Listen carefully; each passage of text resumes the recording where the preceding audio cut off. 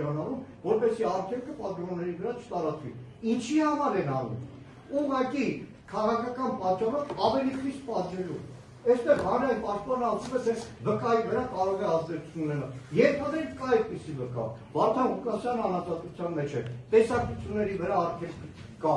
Ավելացրեք ընտանիքի անդամներին չտեսնի։ Եթե թող հանրային մեղադրողը մի հատ վկայի անուն տա, այդ վկայի թույլտվումը հարությունաշտապ փոխեք։ Վարդան Ղուկասյանի ազատության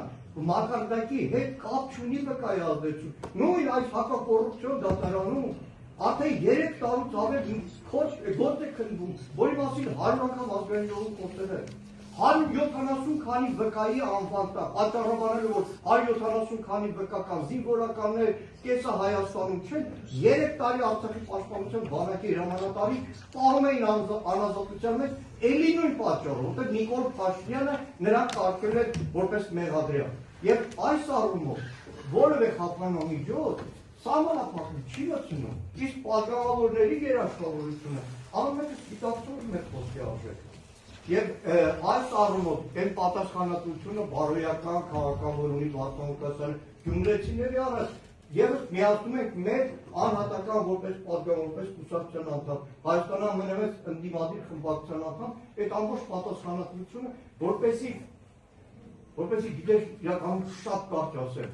18 թվականից Հայաստանում մի մարդ հարձակվում է ձեր դատական համակարգի վրա։ Դրա համար Դավիթ Գրիգորյանը ձեր կոլեգա, մինչև հիմա իր իրավունքներն է պաշտպանում, պաշտպանելով ամբողջ դատական համակարգ, հարձակվում է զինվորականության վրա, հարձակվում է տեղական ինքնակառավարման վրա։ Աբսուրդ է, բայց Հայաստանի երկու խոշոր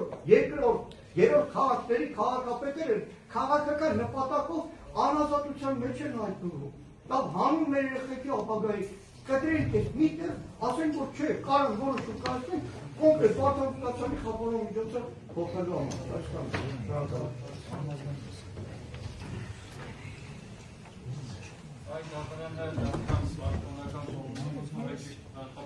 Կներեք պատվաժան դատարան նաև